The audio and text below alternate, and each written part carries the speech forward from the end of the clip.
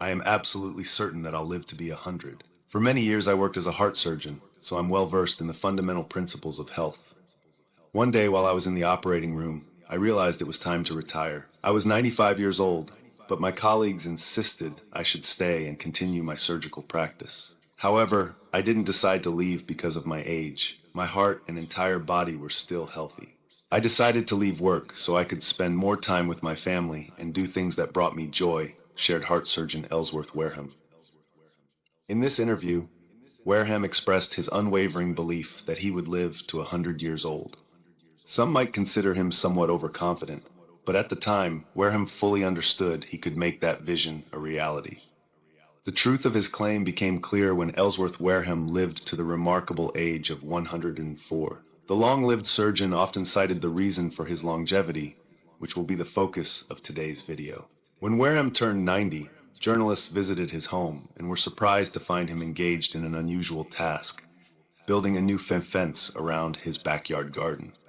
Wareham shared his immediate plans with his guests.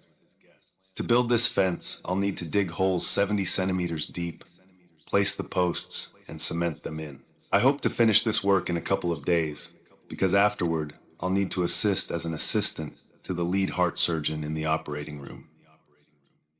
Ellsworth Wareham was one of the first practitioners of open heart surgery and worked in this field for nearly 50 years.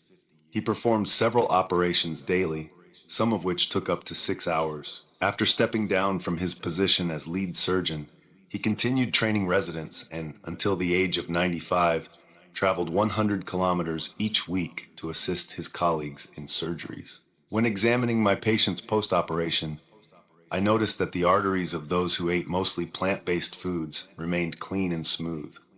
But in the blood vessels of patients who preferred animal-based foods, there were significant cholesterol and calcium deposits. Wareham shared his observations. In terms of ischemic heart disease, cholesterol is the most important factor to consider. According to Wareham, the likelihood of developing ischemic heart disease is very low among those with cholesterol levels below 140 who also lead active lifestyles. The cause of cholesterol is saturated fats, and nearly all fats found in animal-based foods are saturated. Vegetables contain almost no saturated fats. Additionally, animal protein may contribute to increased cholesterol levels. Wareham did not hesitate to recommend to his patients that they maintain a diet low in fat to improve heart health. The experienced heart surgeon frequently recounted encounters with people who had lost fingers or feet due to circulation problems. Determined not only to live a long life, but an active one, Wareham increasingly considered the importance of avoiding becoming a victim of such diseases himself. At age 50, he radically changed his diet and believed until the end of his life that this was his key to active longevity. Even at 98, he claimed he felt as he did in his 20s. Wareham had no joint pain, maintained good coordination, and possessed a sharp mind. At 99, he continued to drive independently and remained active in tending to his garden. "If I have any health problems, I'm not aware of them," joked the long-lived surgeon. I've held many hearts in my hands. Many years ago, along with my colleagues, I traveled to Asian countries to perform open heart surgeries. I noticed that people there suffer from different health issues. We mainly operated on patients with congenital heart defects, and we rarely encountered cases of ischemic disease, which is so common in developed countries. It goes without saying that people in the Asian part of the continent primarily follow a plant-based diet.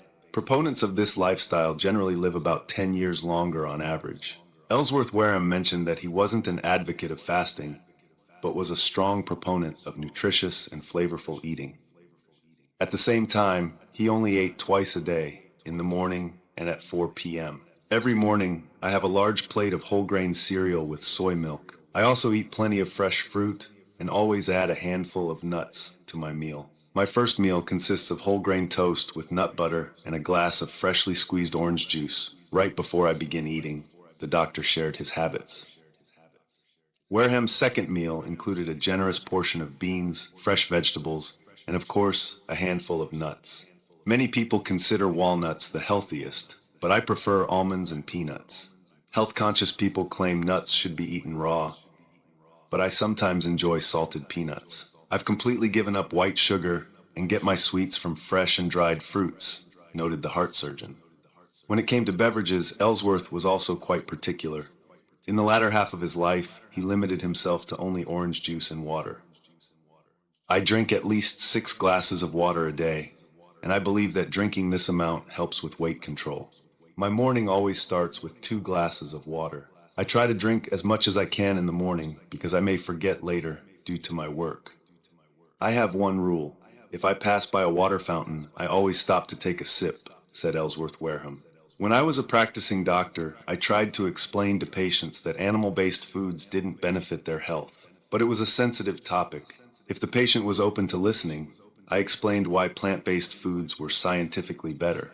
Studies have shown that followers of this diet have very low rates of cardiovascular disease, diabetes, and obesity, and they live about 10 years longer on average than others. Ellsworth Wareham firmly believed that consuming animal-based foods, aside from mother's milk, was not a natural need for humans, but rather a dietary habit. For example, if a person is used to overly salty foods, a meal without it will seem tasteless. However, if they add less salt each day, eventually they won't notice the difference. Any dietary habit can be changed in just 3 months if you want to, the centenarian asserted. I grew up in a farming family where meat and dairy products were on the table daily. I was used to this food, but after 50, I gradually switched to whole grains, beans, and nuts. I occasionally include small amounts of dairy, eggs, or salmon in my diet. I think that's why I feel good. Now I am absolutely certain I will live to be 100, said Ellsworth Wareham,